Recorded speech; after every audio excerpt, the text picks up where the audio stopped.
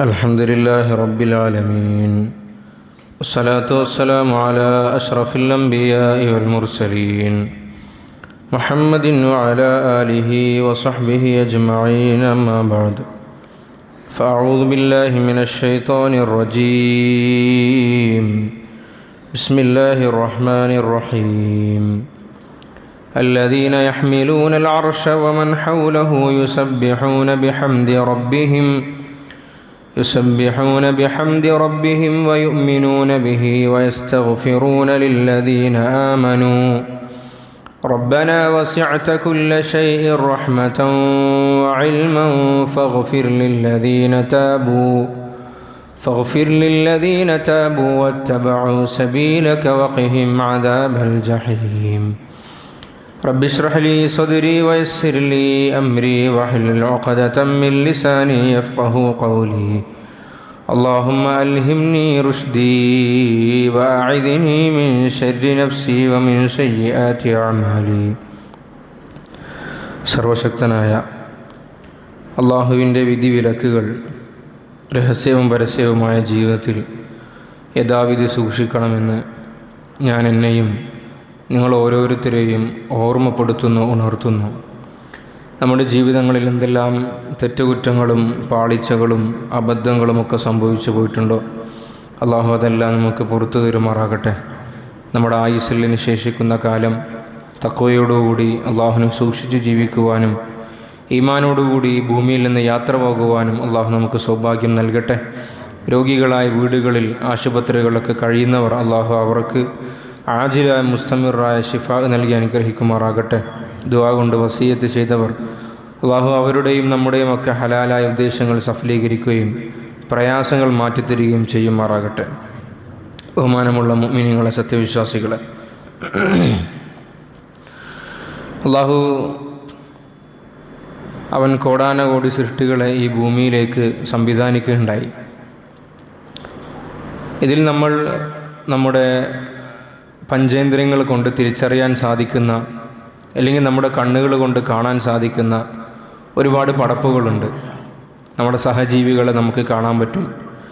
അതുപോലെ ജന്തുവർഗങ്ങൾ, സസ്യലോകം എന്നിങ്ങനെ തുടങ്ങിയ ഒരുപാട് സൃഷ്ടിജാലകങ്ങളെ നമുക്ക് കാണാനും അറിയാനുമൊക്കെ സാധിക്കുന്നതുണ്ട്. എന്നാൽ നമ്മുടെ കണ്ണുകൊണ്ട് കാണാൻ സാധിക്കാത്ത, നമ്മുടെ പഞ്ചേന്ദ്രിയങ്ങളിൽ ഒന്നുകൊണ്ടുപോലും നമുക്ക് ആ വിഭാഗത്തിൻ്റെ സ്വാധീനം അല്ലെങ്കിൽ പ്രസൻസ് ഉണ്ട് എന്ന് തിരിച്ചറിയാൻ പറ്റാത്ത പല സൃഷ്ടികളുമുണ്ട്. അതിൽപ്പെട്ട പ്രധാനപ്പെട്ട ഒരു സൃഷ്ടിവർഗമാണ് അള്ളാഹുവിൻ്റെ മലക്കുകൾ. ഓരോ മുഅ്മിനെ സംബന്ധിച്ചിടത്തോളം അയാളുടെ ഈമാൻ ശരിയാകണമെങ്കിൽ, അയാളുടെ വിശ്വാസം ശരിയാകണമെങ്കിൽ അടിസ്ഥാനപരമായി വിശ്വസിക്കേണ്ട കുറേ കാര്യങ്ങളുണ്ട്. അതിൽപ്പെട്ട ഒരു വിശ്വാസമാണ് അൽ ഈമാനു ബിൽ മലായിക. ഇസ്ലാം എന്ന് പറഞ്ഞാൽ കുറേ നന്മകൾ ചെയ്യാൻ വേണ്ടി മാത്രം ഇങ്ങനെ പറയുക, ബാഹ്യമായ സ്വഭാവങ്ങൾ നന്നാകുക, കൊടുക്കൽ വാങ്ങലുകൾ നന്നാകുക, ഇത് മാത്രമല്ലല്ലോ ഇസ്ലാം എന്ന് പറയുന്നത്. ഇസ്ലാമിൻ്റെ അടിത്തറ തന്നെ വിശ്വാസമാണ്. ഈ വിശ്വാസത്തിൽ ഊന്നിയിട്ടുള്ള അമലുകൾക്ക് മാത്രമേ അള്ളാഹുവിൻ്റെ അടുക്കൽ സവാബുള്ളൂ, അള്ളാഹുവിൻ്റെ അടുക്കൽ കൂലിയും നന്മയും ലഭിക്കുകയുള്ളൂ. മുഅ്മിനീങ്ങളെ സംബന്ധിച്ചിടത്തോളം അല്ലാഹു തആലയും ഹബീബായ റസൂലുള്ളാഹി സല്ലല്ലാഹു അലൈഹി വസല്ലം തങ്ങളും നമുക്ക് എന്തെല്ലാം കാര്യങ്ങൾ വിശ്വസിക്കേണ്ടതായി നമുക്ക് പഠിപ്പിച്ചു തന്നിട്ടുണ്ടോ അതിലൊക്കെ നമ്മൾ വിശ്വസിക്കേണ്ടതുണ്ട്. അതിൽ ഏറ്റവും പ്രധാനപ്പെട്ട ഒരു വിഭാഗമാണ് മലക്കുകൾ. എന്താണ് മലക്കുകളുടെ വിശ്വാസം നമ്മൾ ഊന്നി പറഞ്ഞിട്ടില്ല, ചർച്ച ചെയ്തിട്ടില്ല എങ്കിൽ നമ്മൾക്ക് സംഭവിക്കുന്ന അപകടവും അബദ്ധവും എന്ന് പറയുന്നത്, അതായത് അള്ളാഹുവിനെയും റസൂലുള്ളാഹി സ്വല്ലല്ലാഹു അലൈഹി വസല്ലമ തങ്ങളെയും കണക്ട് ചെയ്യുന്ന ഒരേ ഒരു ലിങ്ക് എന്ന് പറയുന്നത് ബഹുമാനപ്പെട്ട മുഖറബുൽ അംലാഖ് മലക്ക് ജിബ്രീൽ അലൈഹി സ്വലാത്തു വസ്സലാമാണ്. ചില ആളുകളുണ്ടായിരുന്നു, ഒരു വിഭാഗം കഴിഞ്ഞു പോയിട്ടുണ്ട്, ഇന്നും ചില ആളുകളുണ്ട്. അവർ ദൈവമുണ്ട് എന്ന സങ്കല്പത്തിന് അവർ അംഗീകരിക്കും. പക്ഷെ അവർ പറയുന്നത് ഒരു പ്രവാചകൻ ഉണ്ടാകാനുള്ള സാധ്യതയില്ല എന്നാണ്. ദൈവമുണ്ടെന്നൊക്കെ നമുക്ക് അംഗീകരിക്കാം, കാരണം ഇത്രയും വലിയ പ്രപഞ്ചം, അതിനെ ഒരു നിയന്ത്രിക്കുന്ന ഒരാളുടെ ആവശ്യമുണ്ട്. കാരണം അത് കൃത്യമായ താളത്തിലും അതിൻ്റെ എല്ലാ രീതിയിലും നടന്നു പോകുന്നുണ്ടെങ്കിൽ ഒരു നിയന്ത്രിക്കുന്ന ആൾ വേണം എന്നൊക്കെ നമ്മൾ അംഗീകരിക്കാം. പക്ഷെ ഒരു പ്രവാചകൻ ഉണ്ട് എന്ന് പറഞ്ഞാൽ നമുക്കത് അക്സെപ്റ്റ് ചെയ്യാൻ ലേശം പ്രയാസമുണ്ട് എന്ന് പറയും. എന്തുകൊണ്ടാണ് അവരത് പറയുന്നതിൻ്റെ കാരണം എന്ന് പറയുന്നത്, ഒരു ദൈവികമായ അല്ലെങ്കിൽ ഡിവൈനായിട്ടുള്ള ഒരു പവറും ഒരു മനുഷ്യനും തമ്മിൽ എങ്ങനെ ലിങ്ക് ചെയ്യാൻ വേണ്ടി സാധിക്കും, അതിനെ കണക്ട് ചെയ്യാൻ വേണ്ടി സാധിക്കുന്ന ഘടകം എന്താണ് എന്ന് അവർ അവരുടെ ചെറിയ ബുദ്ധിയിൽ നിന്നുകൊണ്ട് ആലോചിക്കുകയാണ്. ഇവിടെയാണ് പരിശുദ്ധമായ ഇസ്ലാം നമ്മുടെ ഈമാൻകാരെ എണ്ണി പറയുമ്പോൾ അൽ ഈമാനു അൻ തുഅ്മിന ബില്ലാഹി വ മലായികതിഹി വ കുതുബിഹി വ റസുലിഹി. പ്രവാചകന്മാരെ പറയുന്നതിന് മുമ്പ് അള്ളാഹു ഇൻട്രൊഡ്യൂസ് ചെയ്യുന്നത് മലക്കുകളെ പറ്റിയിട്ടാണ്.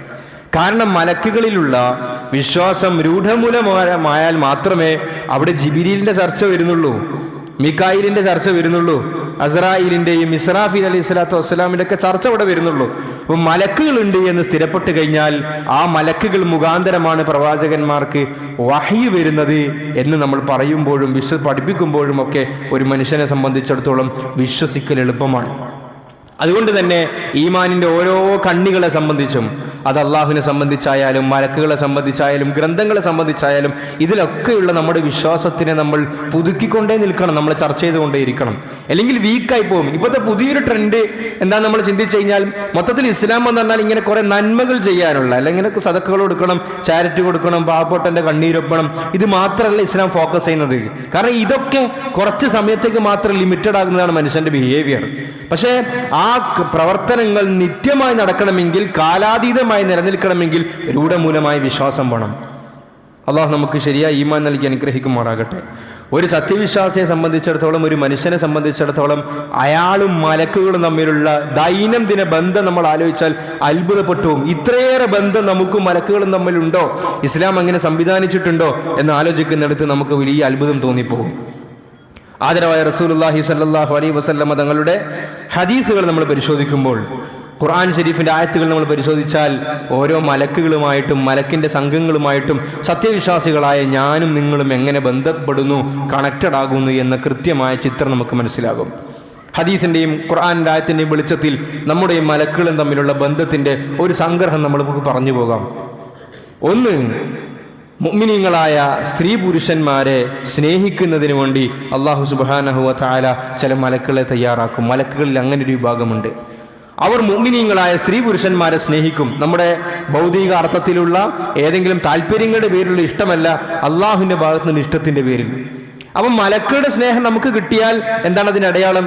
ഹബീബ റസൂലുള്ളാഹി സ്വല്ലല്ലാഹു അലൈഹി വസല്ലം തങ്ങൾ പറയുണ്ടായി, ഇദാ അഹബ്ബല്ലാഹു അബ്ദൻ, അള്ളാഹു ഒരു അടിമയെ ഇഷ്ടപ്പെട്ടാൽ, അള്ളാഹു നമ്മൾ ആ കൂട്ടത്തിൽ ഉൾപ്പെടുത്തട്ടെ, അള്ളാഹു തആല ജിബ്രീൽ അലൈഹി സ്വലാത്തു വസ്സലാമിനെ വിളിക്കും. നാദാ ജിബ്രീൽ. ജിബ്രീലിനെ വിളിച്ചിട്ട് പറയും, ഇന്നല്ലാഹ യുഹിബ്ബു ഫുലാനൻ ഫഅഹിബ്ബഹു. തീർച്ചയായും അള്ളാഹു തആല ഇന്ന അടിമയെ, ഇന്ന രാജ്യത്തുള്ള, ഇന്ന സ്റ്റേറ്റിലുള്ള, ഇന്ന കോർപ്പറേഷനിലുള്ള, അല്ലെങ്കിൽ ഇന്ന മുനിസിപ്പാലിറ്റിയിലുള്ള, ഇന്ന പഞ്ചായത്തിലുള്ള ആളെ അള്ളാഹു ഇഷ്ടപ്പെടുന്നുണ്ട്, നീ ഇഷ്ടപ്പെടണം. അങ്ങനെ ഫയുഹിബ്ബുഹു ജിബ്രീൽ, ആ മനുഷ്യനെ ജിബ്രീൽ അലൈഹിസ്സലാം ഇഷ്ടപ്പെടും. ജിബ്രീൽ അലൈഹി സ്വലാത്തു വസ്സലാം ഇഷ്ടപ്പെടും. ശേഷം ജിബ്രീൽ അലൈഹി സ്വലാത്തു വസ്സലാം മറ്റു മലക്കുകളെ വിളിക്കും.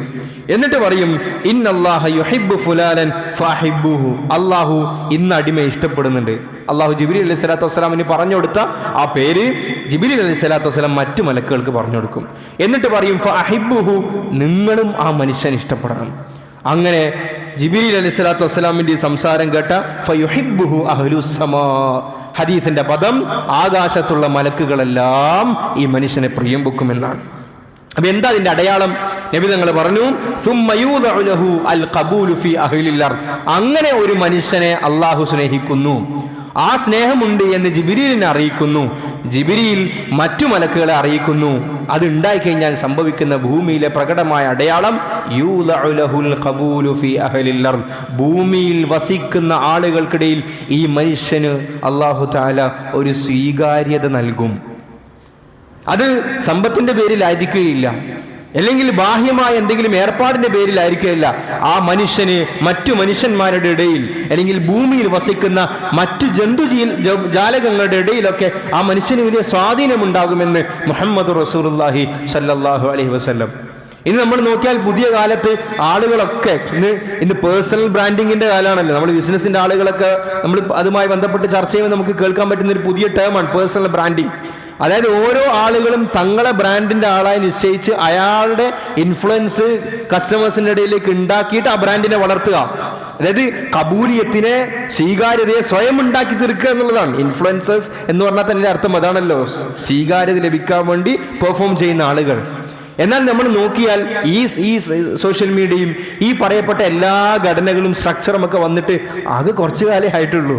പക്ഷെ നൂറ്റാണ്ടുകൾക്ക് മുമ്പ് ഈ പറയപ്പെട്ട ഒരു സാമൂഹിക മാധ്യമവും ഇല്ലാത്ത ലോകത്ത്, അച്ചടി മാധ്യമങ്ങൾ പോലും സുലഭമാകാത്ത ലോകത്ത് ജീവിച്ചു പോയ ആളുകൾക്കൊക്കെ അല്ലാഹു തആല ലോകത്ത് നൽകിയ സ്വീകാര്യത നിങ്ങൾ നോക്കൂ. എത്ര ആളുകളെ നമുക്ക് പറയാൻ വേണ്ടി പറ്റും.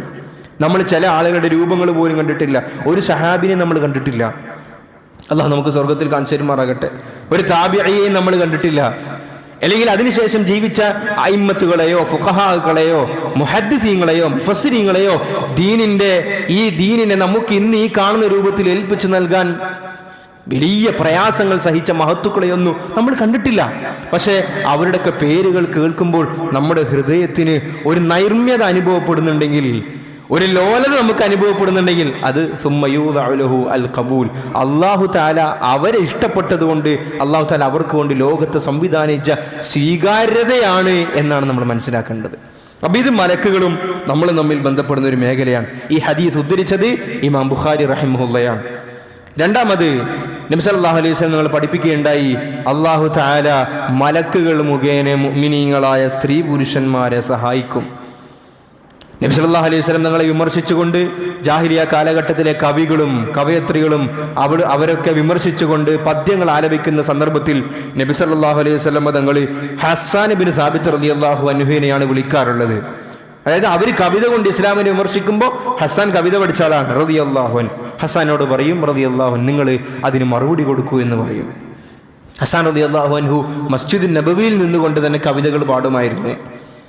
നിബിധങ്ങൾ എന്നിട്ട് ചെയ്യുന്ന ഒരു ദുആ ഉണ്ട്, അല്ലാഹുമ്മ അയ്യിദ്ഹു ബിറൂഹിൽ ഖുദുസ്, പടച്ചവനെ ജിബ്രീലിനെ കൊണ്ട് നീ ഹസ്സാന് നീ ശക്തി പകരണമേ എന്ന് മുഹമ്മദ് റസൂലുള്ളാഹി സ്വല്ലല്ലാഹു അലൈഹി വസല്ലം. അപ്പൊ ഹസ്സാൻ ഇബ്നു സാബിത്ത് റളിയല്ലാഹു അൻഹുവിന്റെ കവിതകൾക്ക് അന്ന് ജീവിച്ചിരുന്ന ആളുകൾക്കിടയിൽ വലിയ സ്വാധീനമുണ്ടായി.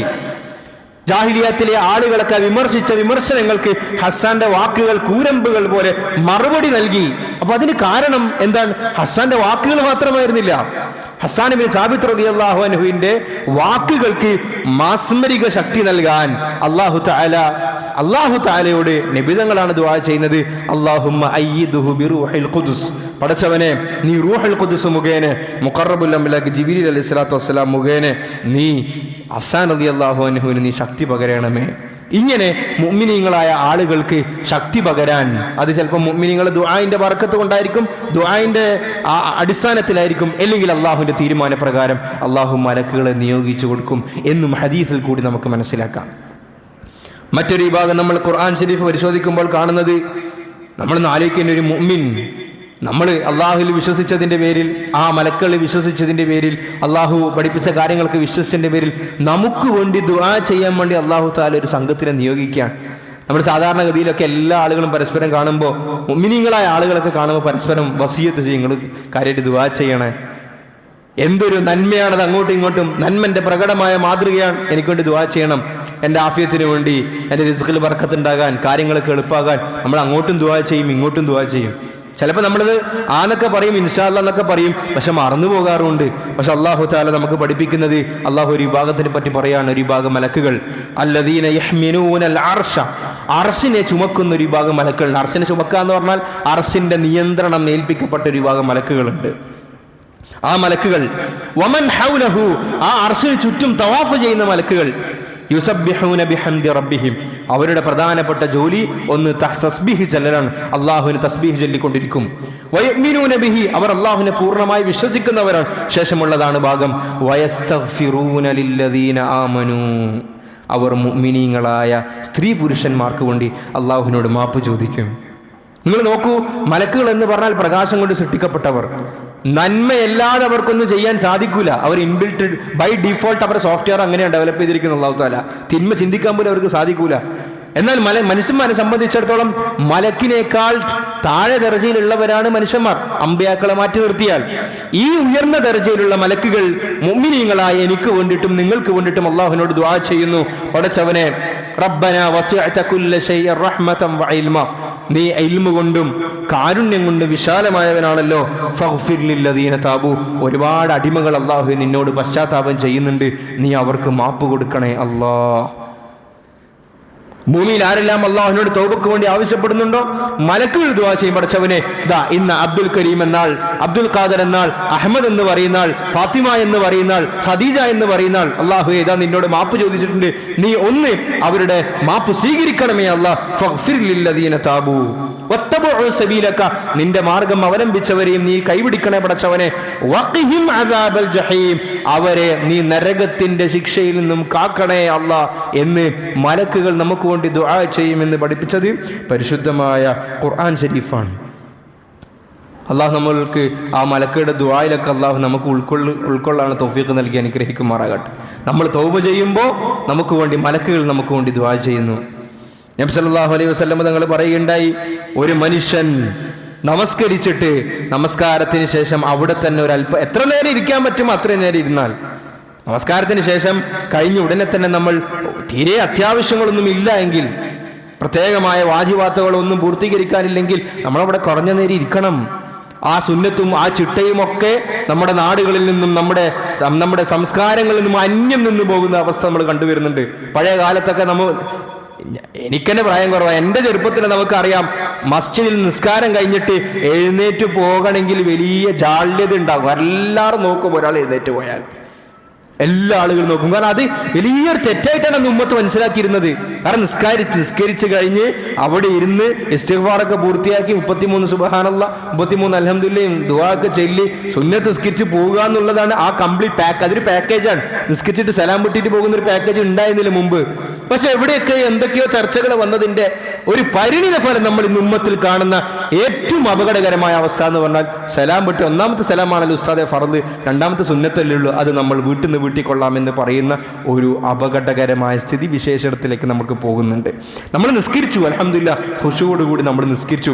അപ്പൊ അതിൻ്റെ ഒരു പെർഫെക്ഷനാണ് ശേഷമുള്ള അസ്കാറുകൾ, ശേഷം നമ്മൾ ചെയ്യുന്ന ദുആ. നബി നിങ്ങൾ പറഞ്ഞല്ലോ, നിങ്ങളുടെ ദുആ സ്വീകരിക്കാൻ ഏറ്റവും സാധ്യതയുള്ള സമയം ഫർദ് നിസ്കാരം കഴിഞ്ഞിട്ടാണ്, തഹജ്ജുദിന്റെ സമയത്താണ്. ഈ സമയങ്ങളെ നിങ്ങൾ മുറുകെ പിടിക്കും. നമുക്ക് എന്തെല്ലാം പ്രശ്നങ്ങളുണ്ട്, എന്തെല്ലാം കാര്യങ്ങൾ നമുക്ക് പറയാനുണ്ട്. നമ്മളിതെല്ലാം ദ്വാരക്കാൻ വേണ്ടി നമ്മൾ ആരെങ്കിലും ഏൽപ്പിക്കും, ആർക്കെങ്കിലും സ്വതക്ക കൊടുത്തിട്ട് ദ്വാരക്കാൻ ഒരാളെ ഏൽപ്പിക്കും, അല്ലെങ്കിൽ ഉസ്താദിനെ ഏൽപ്പിക്കും, അല്ലെങ്കിൽ എന്തെങ്കിലും ദാനങ്ങൾ ചെയ്തിട്ട് നമ്മൾ അവരെ കൊണ്ട് ദുആ ചെയ്യിപ്പിക്കും. പ്രിയമുള്ളവരെ, അതൊക്കെ ചെയ്യണം. പക്ഷേ എൻ്റെ പ്രശ്നങ്ങൾ എൻ്റെ നാവിൽ കൂടി അല്ലാഹുവിന്റെ മുമ്പിലേക്ക് എത്തണം. അതിന് ഏറ്റവും നല്ല സമയം നമസ്കാരത്തിന് ശേഷമുള്ള സമയമാണ്.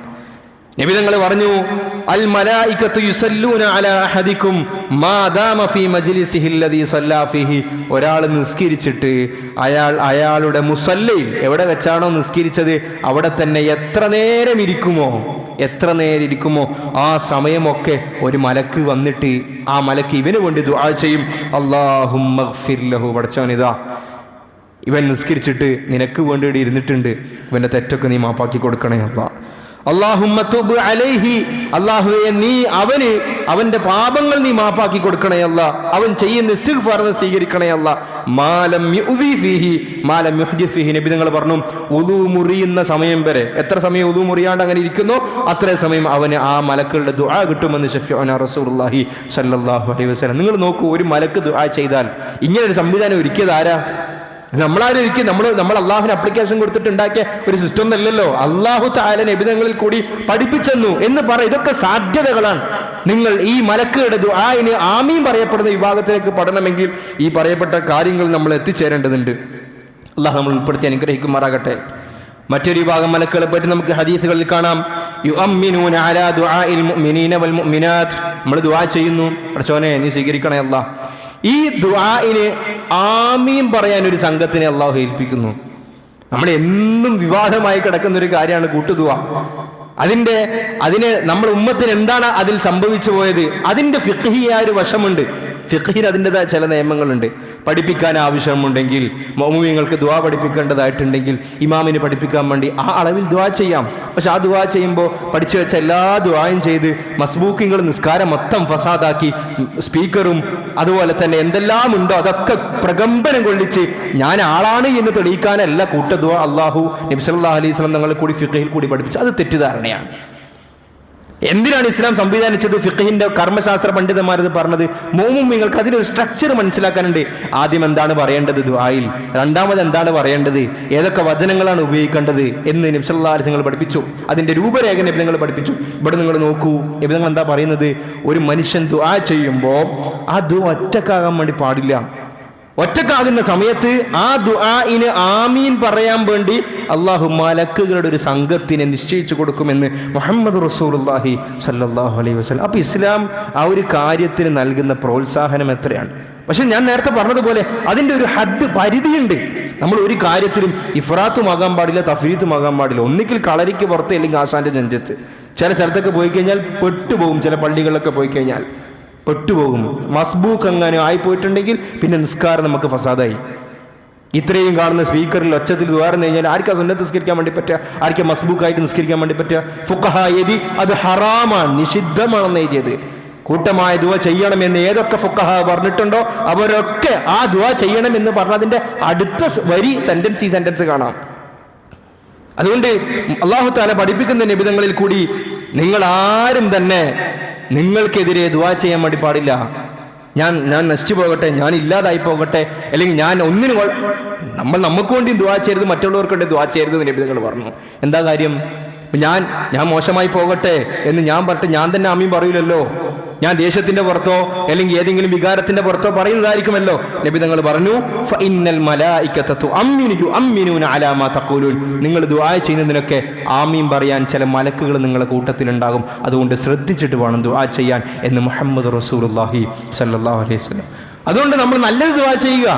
നബി തങ്ങൾ പറഞ്ഞു, ഞാൻ സദസ്സിലില്ലാത്ത ഒരാൾക്ക് വേണ്ടി ദുആ ചെയ്യുന്നു. എൻ്റെ ഒരു സഹോദരൻ, എൻ്റെ ഒരു സുഹൃത്ത്, അവൻ എൻ്റെ മുമ്പിലില്ല. അപ്പൊ മുമ്പിൽ ദുആ ചെയ്യുമ്പോൾ അയാൾ കേൾക്കുമല്ലോ. മുമ്പിലില്ലാത്ത എൻ്റെ ഒരു സുഹൃത്തിന് വേണ്ടി, ഒരു അഹമ്മദ് എന്ന് പറയുന്ന എൻ്റെ ഒരു സുഹൃത്തിന് വേണ്ടി ഞാൻ ദുആ ചെയ്യാണ്. പടച്ചവനെ, അല്ലാഹുവേ, അഹമ്മദ് എന്ന് പറയുന്ന എൻ്റെ സുഹൃത്ത്, ആ സുഹൃത്തിന്റെ റിസ്കിൽ നീ ബർക്കത്ത് ചെയ്യണേ അല്ലാ, അയാളുടെ ആയുസ്സിൽ നീ ബർക്കത്ത് ചെയ്യണേ അല്ലാ, അല്ലെങ്കിൽ അദ്ദേഹത്തിന് എന്തൊക്കെയോ വ്യക്തിപരമായ പ്രശ്നങ്ങൾ നീ അതൊക്കെ പരിഹരിച്ചു കൊടുക്കണേ അല്ലാ. ഒന്ന് നോക്കൂ ഇസ്ലാമിന്റെ സൗന്ദര്യം. അല്ലാഹു തആല പറയുന്നു, ഇങ്ങനെ ഞാൻ ഒരാൾക്ക് അഭാവത്തിൽ ദുആ ചെയ്യുമ്പോൾ അല്ലാഹു ഒരു മലക്കിനേക്കും. എന്നിട്ട് ഈ മലക്കിനോട് പറയും, മലക്ക് പറയുന്ന കാര്യം എന്താണെന്നറിയോ? അല്ലാഹുവേ, ഇവൻ അഹമ്മദിന് വേണ്ടി, ഈ ഒരു ഉദാഹരണത്തിൽ അഹമ്മദിന് വേണ്ടി എന്തെല്ലാം കാര്യങ്ങൾ ഇവൻ ചോദിച്ചോ ഇതൊക്കെ നീ ഇവനും കൊടുക്കണേ അല്ലാ എന്ന് ആ മലക്ക് ദുആ ചെയ്യുമെന്ന് മുഹമ്മദ് റസൂലുള്ളാഹി സ്വല്ലല്ലാഹു അലൈഹി വസല്ലം. ഈ ഹദീസ് റിപ്പോർട്ട് ചെയ്തത് ഇമാം മുസ്ലിം റഹിമഹുല്ലാ. അപ്പൊ നമ്മൾ നോക്കൂ, മലക്കുകളിലുള്ള വിശ്വാസം എന്ന് പറയുമ്പോൾ അതിന്റെ ആഴം എത്രത്തോ. ഇതൊക്കെ ദൈനംദിനാണല്ലോ. നമ്മൾ നിസ്കരിക്കുന്നത് ഡെയിലിയാണ്, നമ്മൾ ഈ പറയപ്പെട്ട കൊടുക്കൽ വാങ്ങലുകൾ കൊടുക്കുന്നത് ഡെയിലിയാണ്. ഇതിലൊക്കെയും തന്നെ മലക്കുകളുടെ സ്വാധീനം നമ്മളിലുണ്ട് എന്നാണ് നമുക്ക് മനസ്സിലാക്കാനുള്ളത്. മറ്റൊരു വിഭാഗം മലക്കുകളെ പറ്റി നമുക്ക് ഖുർആനിൽ മനസ്സിലാക്കാൻ പറ്റും. ഒരു മനുഷ്യനെ സംബന്ധിച്ചിടത്തോളം ആ മനുഷ്യന് ഹഫളത്തായിട്ട്, സെക്യൂരിറ്റി ആയിട്ട് 12ഓളം മലക്കുകളുണ്ട് എന്ന് തഫ്സീറുകളിൽ കാണാം. ലഹു മുഅഖിബാതും മിൻ ബൈനി യദൈഹി വമിൻ ഖൽഫിഹി യഹ്ഫളൂനഹു മിൻ അംരില്ലാഹ്. ഓരോ അടിമക്കും അല്ലാഹു തആല മുഅഖിബാത്തുകൾ നിശ്ചയിച്ചിട്ടുണ്ട്. അവരെ സൂക്ഷിക്കുന്ന, പ്രൊട്ടക്ട് ചെയ്യുന്ന മലക്കുകൾ. യഹ്ഫളൂന, ആ മലക്കുകൾ ഈ മനുഷ്യന് സംരക്ഷണം ഒരുക്കും അല്ലാഹുവിന്റെ തീരുമാനപ്രകാരം. അത് അള്ളാഹു ആയുസ് കണക്കാക്കിയ അത്രയും കാലമാണ് ഈ മലക്കുകളുടെ പ്രൊട്ടക്ഷൻ ഇയാൾക്ക് ഉണ്ടാകുക. നമ്മളൊക്കെ പലപ്പോഴും നമ്മൾ അനുഭവിച്ചിട്ടുണ്ടാകും. ചില നിമിഷത്തിലൊക്കെ നമ്മൾ മരിച്ചുപോയി എന്ന് തോന്നിയ സന്ദർഭങ്ങൾ ഉണ്ടായിട്ടുണ്ടാവും. ഫ്രാക്ഷൻ ഓഫ് സെക്കൻഡിൽ നമ്മൾ രക്ഷപ്പെട്ട ആക്സിഡന്റുകൾ ഉണ്ടായിട്ടുണ്ടാവും. നമ്മൾ എന്താ മനസ്സിലാക്കേണ്ടത്? നമ്മളവിടെ പല ബാഹ്യമായ കാരണങ്ങൾ പറയാറുണ്ട്. പക്ഷെ ഒരു കാര്യം നമ്മളവിടെ മനസ്സിലാക്കേണ്ടത്, ഒരു മുഅ്മിനെ സംബന്ധിച്ചിടത്തോളം അള്ളാഹ് പറഞ്ഞൊരു കാര്യമുണ്ട്. അള്ളാഹു അവിടെ നിങ്ങളെ മരണം മുഖദ്ദറാക്കിയിട്ടില്ല. നിങ്ങൾ മരിക്കേണ്ട സമയമായിട്ടില്ല അത്. അപ്പൊ നിങ്ങളെ സംരക്ഷിക്കാൻ, നിങ്ങളെ അതിൽ നിന്ന് രക്ഷപ്പെടുത്താൻ വേണ്ടി അല്ലാഹു തആല മലക്കുകളെ രേഖപ്പെടുത്തുന്നു. നിങ്ങളെ മലക്കുകൾ ഉപയോഗിച്ച് അല്ലാഹു സഹായിക്കുന്നു. ലഹു മുഅഖിബാതുൻ മിൻ ബൈനി യദൈഹി വമിൻ ഖൽഫിഹി യഹ്ഫളൂനഹു മിൻ അംരില്ലാ. അങ്ങനെ ഒരു സംഘം ആളുകൾ നമ്മുടെ കൂട്ടത്തിലുണ്ട് എന്ന് ഹബീബായ റസൂലുള്ളാഹി സ്വല്ലല്ലാഹു അലൈഹി വസല്ലം തങ്ങൾ. മറ്റൊരു വിഭാഗം ഹദീസുകളിൽ കാണാം, യശ്ഹദൂന മജാലിസദ്ദിക്രി വയുഹിഫൂന ബിഅഹ്ലിഹാ ബിഅജ്നിഹതിഹിം. ഒരു വിഭാഗം മലക്കുകൾ ഭൂമിയിൽ അവർ ഇങ്ങനെ സഞ്ചരിച്ചു കൊണ്ടേയിരിക്കും. അവരുടെ ഡ്യൂട്ടി എന്താണ്? അതൊരു സ്പെഷ്യൽ സ്ക്വാഡാണ്. അതൊരു സ്പെഷ്യൽ സ്ക്വാഡ് ഓഫ് മലക്കുകളാണ്. അവരുടെ പണി എന്താ? ഭൂമിയിൽ എവിടെയാണ് അള്ളാഹിനെ കുറിച്ചുള്ള ചർച്ച നടക്കുന്നത്, ആഖിറത്തിനെ കുറിച്ചുള്ള ചർച്ച നടക്കുന്നത്, ദിക്റിന്റെ മജ്ലിസുകൾ ഏതാണ്? ദിക്ർ എന്ന് പറയുമ്പോൾ നാവ് കൊണ്ട് ചൊല്ലുന്ന ദിക്റും പെടും. അള്ളാഹുവിനെ ഓർമ്മിപ്പിക്കുന്ന എന്തെല്ലാം കാര്യങ്ങളുണ്ടോ അതെല്ലാം ദിക്റിന്റെ മജ്ലിസുകളാണ്. ഇതിൻ്റെയും പാറ്റന്റ് ചില ആളുകൾ ഏറ്റെടുത്തു. അപ്പോൾ ദിക്റിന്റെ മജ്ലിസ് എന്ന് പറഞ്ഞാൽ അത് നമ്മുടെ ഒരു ഗ്രൂപ്പിന് വേണ്ടി മാത്രം നമ്മൾ അതിന് ട്രേഡ് മാർക്ക് കൊടുത്തു. ഇനി ആ പേര്, ആ ദിക്ർ മജ്ലിസ് എന്ന പദം നമ്മൾ ആർക്കും ഉപയോഗിക്കാൻ വേണ്ടി പാടില്ല. എന്താണ് നമ്മൾ ഉമ്മത്തിന് പറ്റിപ്പോയത്? അള്ളാഹ് നമുക്ക് മനസ്സിലാക്കി തരുമാറാകട്ടെ. നാവ് കൊണ്ട് ചൊല്ലുന്ന ദിക്റും അതിൽപ്പെടും. അള്ളാഹുവിനെ ഓർമ്മിപ്പിക്കുന്ന എന്തെല്ലാം കാര്യങ്ങളുണ്ടോ, ആഖിറത്തിനെ ഓർമ്മിപ്പിക്കുന്ന എന്തെല്ലാം കാര്യങ്ങളുണ്ടോ, ഇതൊക്കെ ദിക്റാണ്. ആ ദിക്ർ പറയപ്പെടുന്ന മജ്ലിസ് ഒക്കെ ദിക്റിന്റെ മജ്ലിസുകളാണ്. ഇത് ദിക്റിന്റെ മജ്ലിസാണ്. നമ്മളെല്ലാവരും കൂടി ലാ ഇലാഹ ഇല്ലല്ലാഹ് ചൊല്ലുന്നൊന്നുമില്ല ഇവിടെ. പക്ഷേ ഇവിടെ പറയപ്പെടുന്ന ആഖിറത്തിന്റെ കാര്യമാണ്. നബി തങ്ങൾ പറഞ്ഞു, ഈ സംഘം മലക്കുകൾ അവർ ഭൂമിയിൽ അന്വേഷിക്കുന്നത് എവിടെയാണ് അള്ളാഹുവിനെ കുറിച്ച് പറയുന്നത്, എവിടെയാണ് ആഖിറത്തിനെ കുറിച്ച് പറയുന്നത്. ആ സംഘത്തിനെ അന്വേഷിച്ചിട്ട് അവിടെ കണ്ടെത്തി കഴിഞ്ഞാൽ അവന്റെ ആ ഗ്രൂപ്പിന്റെ ക്യാപ്റ്റൻ അമീർ വിളിച്ചു പറയും, ഹലുമ്മു ഇലാ ഹാജത്തിക്കും, വാ, നമ്മൾ ഇത്രയും നേരം അന്വേഷിച്ച സംഘത്തെ കിട്ടിയിട്ടുണ്ട്, എല്ലാവരും വരുന്നു പറയും. ഇത് ഞാനൊരു സാങ്കല്പികമായി ഒരു ഫിക്ഷണൽ സ്റ്റോറി പറയുന്നതല്ല. നബി തങ്ങൾ പറഞ്ഞു, ആ മലക്കുകൾ മറ്റു മലക്കുകളെ വിളിച്ചിട്ട് ഈ സംഘത്തിനെ പൊതിഞ്ഞിരിക്കും. അള്ളാഹു നമ്മളൊക്കെ കൂട്ടത്തിൽ ഉൾപ്പെടുത്തി അനുഗ്രഹിക്കുമാറാകട്ടെ. ഈ സംഘത്തിന് പൊതിഞ്ഞിരുന്നിട്ട് നബി തങ്ങൾ എത്രത്തോളം പറഞ്ഞു എന്നറിയാം. ഒന്നാനാകാശം മുട്ടുന്നത് വരെ അവരുടെ ചിറകുകൾ വിരിച്ചുകൊണ്ട് അവരെ പൊതിയുമെന്ന് മുഹമ്മദ് റസൂലുള്ളാഹി സ്വല്ലല്ലാഹു അലൈഹി വസല്ലം ഈ ഹദീസ് ഉദ്ധരിച്ചത് ഇമാം ബുഖാരി റഹിമഹുല്ലാഹ്. അപ്പൊ നമ്മൾ ആഗ്രഹിക്കേണ്ടത് എന്താണ്? നമുക്ക് നന്മകൾ കിട്ടണോ, മലക്കുകളുടെ സംരക്ഷണം നമുക്ക് കിട്ടണോ, മലക്കുകളുടെ ദുആക്കൾ നമ്മൾ കിട്ടണോ, മലക്കുകൾ എവിടെ ഉണ്ടാകുമെന്ന് തേടിപ്പിടിച്ച് നമ്മൾ പോകണം. ഇതേപോലെ തന്നെ നമുക്ക് മറ്റേ ഹദീസിന്റെ ആശയങ്ങൾ മനസ്സിലാക്കാം. പിശാചുക്കൾക്കും സംഘമുണ്ട്, അവരും തേടിപ്പോകുന്നത് ഈ പറയപ്പെട്ടതുപോലെ അവരെവിടെയാണ് അള്ളാഹുവിൽ നിന്നും വിദൂരമാകുന്ന ചർച്ചകളുള്ളത് അവിടത്തേക്ക് പോകും. അതുകൊണ്ടാണ് നബി തങ്ങൾ പറഞ്ഞത്, ഇപ്പൊ നമ്മളൊരു ബിസിനസിന്റെ മീറ്റിംഗ് ഇരിക്കുന്നു. അപ്പൊ നമുക്ക് ഈ പറഞ്ഞതുപോലെ അവിടെ കംപ്ലീറ്റ് നമുക്ക് ഈ പറഞ്ഞ ഈമാന്റെ കാര്യങ്ങൾ, ആഖിറത്തിന്റെ കാര്യങ്ങൾ ഒരു പക്ഷേ നമ്മൾ ഉദ്ദേശിക്കുന്ന പോലെ പറയാൻ വേണ്ടി സാധിച്ചു കൊള്ളണമെന്നില്ല, പക്ഷെ പറയേണ്ടതാണ്. നബി തങ്ങൾ പറഞ്ഞു, ഒരു മീറ്റിംഗ് ഇരിക്കുന്നു, ഒരു മജ്ലിസ് കൂടുന്നു. അതെന്ത് മീറ്റിംഗ് ആകട്ടെ, നിങ്ങൾ സുഹൃത്തുക്കളുമായുള്ള മീറ്റിംഗ് ആകട്ടെ, ബിസിനസിന്റെ മീറ്റിംഗ് ആകട്ടെ, സ്റ്റാഫ് മീറ്റിംഗ് ഒക്കെ, ഡെയിലി സ്റ്റാഫ് മീറ്റിംഗ് ഒക്കെ നടക്കുമല്ലോ. ആ മീറ്റിംഗ് 10 മിനിറ്റ് കൂടി 15 മിനിറ്റ് കൂടി അതിൽ അള്ളാനെ ഓർമ്മിക്കുന്ന ഒരു ഘടകം പോലും വന്നിട്ടില്ലെങ്കിൽ, അത് ഏതുപോലെയാണെന്ന് അറിയുമ്പോൾ നബി തങ്ങൾ പറഞ്ഞു, ചത്ത കഴുത, ആ ചത്ത കഴുതന്റെ വട്ടത്തിൽ എല്ലാവരും കൂടി നിന്നിട്ട് തിരിഞ്ഞു പോയാൽ അവർക്ക് എന്ത് കിട്ടുമോ? ഒന്നും കിട്ടൂല. ഇതുപോലെ ആയിരിക്കും മുസ്ലിമീങ്ങളെ സംബന്ധിച്ചിടത്തോളം. നമ്മൾ മുസ്ലിമീങ്ങൾ മാത്രമുള്ളതാണെങ്കിൽ ഒരു ടെൻഷനും ഇല്ല. നമ്മൾ തുടങ്ങേണ്ടത് ഹംദ് കൊണ്ടായിരിക്കണം.